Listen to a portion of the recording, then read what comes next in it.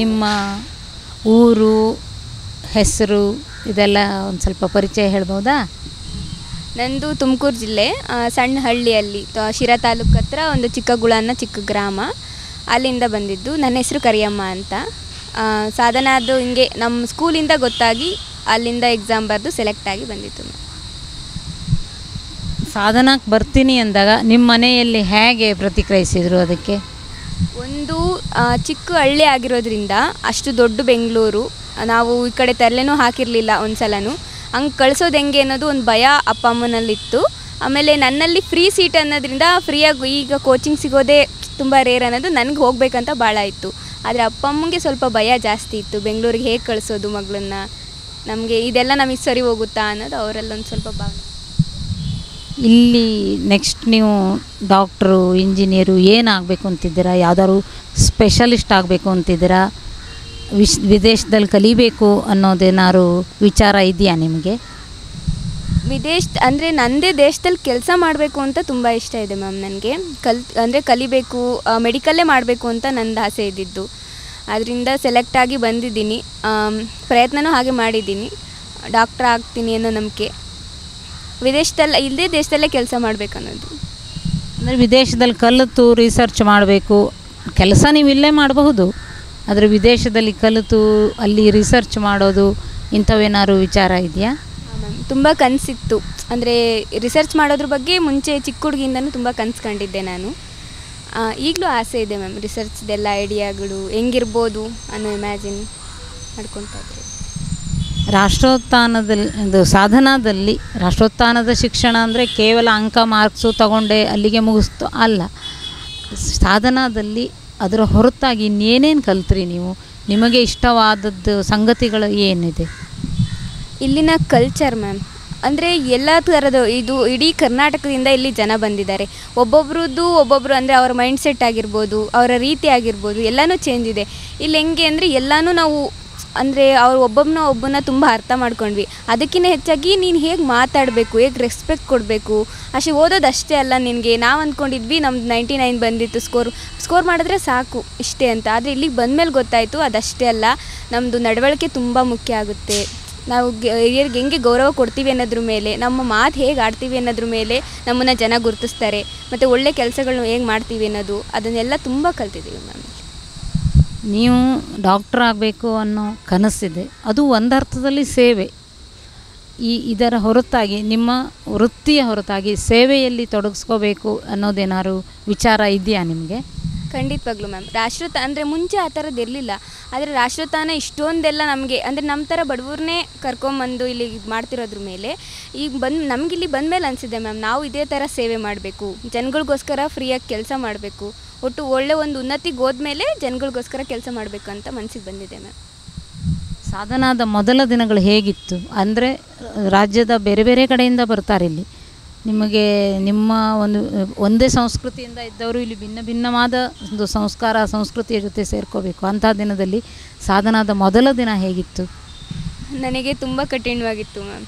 ಅದು ಅಂದರೆ ನಾನು ಹಾಸ್ಟೆಲ್ಲೇ ಇದ್ದಿದ್ದರಿಂದ ಹೇಗೆ ಮಾತಾಡೋದು ಅಷ್ಟೊಂದು ಏನೂ ಗೊತ್ತೇ ಇರಲಿಲ್ಲ. ಅದರಲ್ಲೂ ನನ್ನ ಪರಿಚಯ ಆಗಿದ್ದ ರೂಮ್ಮೇಟ್ಸ್ ಎಲ್ಲ ನಾರ್ತವರಿದ್ದು, ಭಾಷೆ ಅರ್ಥ ಆಗ್ತಿರಲಿಲ್ಲ. ಮತ್ತು ಅವ್ರನ್ನ ಹೊಂದ್ಕೊಳ್ಳೋದು ತುಂಬ ಕಷ್ಟ. ಊಟದ್ದು ಸ್ವಲ್ಪ ಚೇಂಜ್ ಆಗ್ತಿತ್ತು, ಕಷ್ಟ ಆಗ್ತಿತ್ತು. ಸ್ಟಾರ್ಟಿಂಗಲ್ಲಿ ಕಷ್ಟ ಆಗ್ತಿತ್ತು, ಆಮೇಲೆ ಹೋಗ್ತಾ ಅವ್ರು ನಮಗೆ ಅಡ್ಜಸ್ಟ್ ಆದರು, ನಾವು ಅಡ್ಜಸ್ಟ್ ಆಗಿ ತುಂಬ ಕ್ಲೋಸ್ ಆಗಿ ಹೋಗ್ಬಿಟ್ವಿ ಮ್ಯಾಮ್. ಇಲ್ಲಿ ಹೆಣ್ಮಕ್ಳಂದರೆ ಒಂದಿಷ್ಟು ಪ್ರಾಕೃತಿಕವಾಗಿ ನಮಗೆ ತೊಂದರೆಗಳಿದ್ದೇ ಇರುತ್ತೆ. ಅದಕ್ಕೆ ವ್ಯವಸ್ಥೆಗಳು ಹೇಗಿತ್ತು? ಮತ್ತು ಇಲ್ಲಿ ಆಹಾರ ಊಟ ಎಲ್ಲ ಬೇರೆ ಬೇರೆ ಕಡೆಯಿಂದ ಬರ್ತೀರಾ ನೀವು, ಅದಕ್ಕೆ ಎಲ್ಲ ಆ ರೀತಿಯಲ್ಲಿ ವ್ಯವಸ್ಥೆ ಹೇಗೆ ಇತ್ತು, ಹೇಗಿದೆ ಅಂತ ನಿಮ್ಮದು? ಊಟದ ವಿಚಾರದಲ್ಲಿ ಅಂಥದ್ದು ಹೇಳೋದೇ ಇಲ್ಲ ಮ್ಯಾಮ್. ಯಾಕಂದರೆ ಈಗ ನಮ್ಮ ಫ್ರೆಂಡ್ಸ್ನ ನಾವು ಯಾರಾದರೂ ಕಾಂಟ್ಯಾಕ್ಟ್ ಮಾಡಿದ್ರೆ ತುಂಬ ಜನ ಹೇಳ್ತಾರೆ ಮ್ಯಾಮ್, ನಮ್ಗೆ ಅಳಿಸಿರೋ ಅನ್ನ ಕೊಡ್ತಾರೆ, ಬೇರೆ ಕಡೆ ಎಲ್ಲ ಸಿಚುಯೇಷನ್ನು. ಆದರೆ ನಾವು ಇಲ್ಲಿ ಬಂದಿರೋದು ಪುಣ್ಯ ಮಾಡಿದ್ದೀವಿ ಅನಿಸುತ್ತೆ ಮ್ಯಾಮ್. ಅಂದರೆ ನಾವು ಮನೇಲಿ ಇದ್ದಿದ್ರು ಈ ಥರದ ಊಟ ಖಂಡಿತವಾಗ್ಲೂ ದಿನ ಥರದ್ದು ತಿಂಡಿಗಳು ಊಟಗಳು ಮಾಡ್ತಾ ಇರಲಿಲ್ಲ.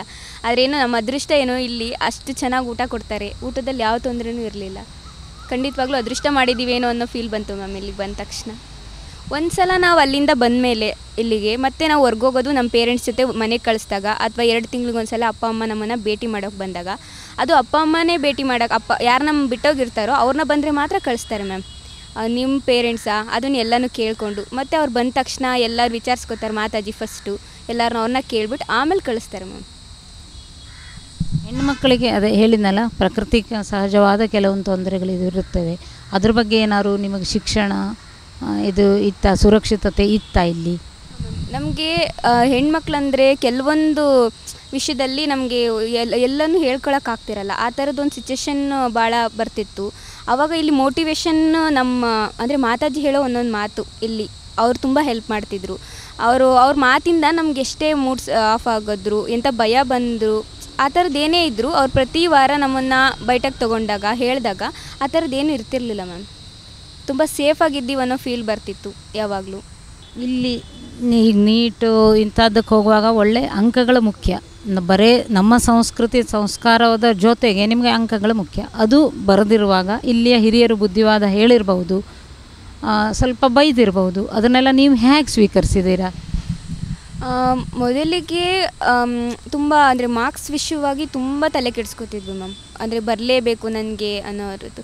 ಆಮೇಲೆ ಬೈದಾಗ ಒಂದು 2-3 ಸಲ ಬೈದಾಗ ಅನಿಸ್ತಿತ್ತು, ತುಂಬ ಕಷ್ಟ ಆಗ್ತಿತ್ತು ಅದು.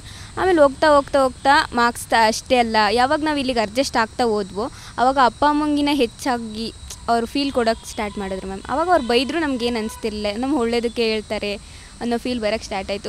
ಕೆಲವೊಂದು ಮನೇಲಿದ್ದಾಗ ಅಪ್ಪ ಅಮ್ಮನ ಮಾತು ಕೇಳದೇ ಇರೋ ನಾವು ಇಲ್ಲ ಅವ್ರ ಮಾತು ಹೇಳಿದ ತಕ್ಷಣ ನಾವು ಒಪ್ಕೊಳ್ಳೋಕೆ ಸ್ಟಾರ್ಟ್ ಮಾಡೋದು. ಸಾಧನಕ್ಕೆ 10ಕ್ಕೆ ಎಷ್ಟು ಮಾರ್ಕ್ಸ್ ಕೊಡ್ತೀರಾ ನೀವು? ನಾನು 10ಕ್ಕೆ 10 ಕೊಡ್ತೀನಿ ಮ್ಯಾಮ್. ಯಾಕಂದರೆ ನನ್ನಂಥ ಒಂದು ಬಡ ಹುಡುಗಿಗೆ ಅದು ಇಂಥ ಬೆಂಗಳೂರಿಗೆ ಬಂದು ಇಂಥ ಎಜುಕೇಷನ್ ಸಿಗ್ತಿದೆ ಅಂದರೆ ಖಂಡಿತವಾಗ್ಲೂ ನಾನು ಪುಣ್ಯ ಮಾಡಿದ್ದೀನಿ ಅಂತ. ನಮಸ್ತೆ, ನಿಮ್ಮ ಹೆಸರು? ನೀಲಮ್ಮ. ಸಾಧನಕ್ಕೆ ಮಗಳು ಬರ್ತಾಳೆ ಅಂದರೆ ಏನಾದರೂ ಹಿಂದೇಟು ಹಾಕಿದ್ರಾ? ನಿಮ್ಗೇನಾದ್ರು ಹಿಂಜರ್ತಾ ಅನಿಸುತ್ತಾ? ಇಲ್ಲ ಇಲ್ಲ, ಅವಳು ಓದ್ತೀನಿ ಅಂದಾಗ ನಾವು ಯಾವತ್ತೂ ಬೇಡ ಅಂದೇ ಇಲ್ಲ. ಒಂದು ವೇಳೆ ಇಲ್ಲಿ ಸಿಕ್ಕಿಲ್ಲ ಅಂದರೆ ನೀವೇನು ಬೇರೆ ಅವಳು ಓದಿಗೆ ಏನು ಬೇರೆ ವ್ಯವಸ್ಥೆ ಮಾಡ್ಕೊಳ್ತಾ ಇದ್ರಿ? ನಾವು ಅಂದರೆ ಅವಳು ಏನು ಓದ್ತೀನಿ ಅಂತ ಅವಳು ಹೇಳಿದ್ದು, ಅಮ್ಮ ನಾನು ಓದಬೇಕು, ಪ್ರೈವೇಟೇ ಆಗಲಿ ಓದಬೇಕು ಅಂದು. ನಮ್ಮ ಶಕ್ತಿ ನೋಡಿ ಮಾಡ್ತೀವಮ್ಮ ಓದು ಅಂತ ಹೇಳಿದ್ವಿ. ಇಲ್ಲಿಗೆ ಬಂದ ಮೇಲೆ ಅವಳ ನಡೆ ನುಡಿ ಯಾವುದರಲ್ಲಾರು ಏನಾದ್ರು ವ್ಯತ್ಯಾಸ ಆಗಿದೆ, ಬದಲಾವಣೆ ಆಗಿದೆ ಅಂತ ನಿಮಗೆ ಅನ್ನಿಸ್ತಾ ಇದೆಯಾ? ಅನ್ನಿಸ್ತಾ ಇದೆ. ಇಲ್ಲಿಗೆ ಬಂದ ಮೇಲೆ ನನ್ನ ಮಗಳು ಇನ್ನೂ ಚೆನ್ನಾಗಿ ಓದ್ತಾಳೆ, ಮುಂದಕ್ಕೆ ಹೋಗ್ತಾಳೆ ಅನ್ನೋ ಭರವಸೆ ಐತಿ. ಅವಳಲ್ಲಿ ಆತ್ಮವಿಶ್ವಾಸವನ್ನು ನೀವು ಗುರುತಿಸಿದ್ದೀರಾ? ಅವಳು ಎಲ್ಲಿ ಹೋದರೂ ತಾನು ಬದುಕ್ತಾಳೆ ಅನ್ನೋಷ್ಟು ಆತ್ಮವಿಶ್ವಾಸ ಬೆಳೆದಿದೆ ಅಂತ ಅವಳನ್ನು ಗುರುತಿಸ್ತೀರಾ ನೀವು? ಹೌದು ಮೇಡಮ್, ಐತೆ. ಚೆನ್ನಾಗಿ ಇದನ್ನು ಮಾಡ್ತಾಳೆ ಅನ್ನೋ ವಿಶ್ವಾಸ ಐತಿ. ಮುಂದೆ ಅವಳು ನೀಟ್ ಮಾಡಿ ಡಾಕ್ಟರ್ ಆಗ್ಬೋದು, ಇಂಜಿನಿಯರ್ ಆಗ್ಬೋದು, ಯಾವುದೋ ಇದಕ್ಕೆ ಹೋಗ್ಬೋದು. ನಿಮಗೆ ಹೇಗೆ ಅನ್ನಿಸ್ತಾ ಇದೆ? ನಮಗೂ ಕನಸು ಐತೆ, ಅದ್ರ ಮೇಲೆ ದೇವ್ರ ಇಚ್ಛೆ. ನನ್ನ ಮಗಳ ಮೇಲೂ ನಂಬಿಕೆ ಐತೆ, ಮಾಡ್ತಾಳೆ ಅನ್ನೋದು.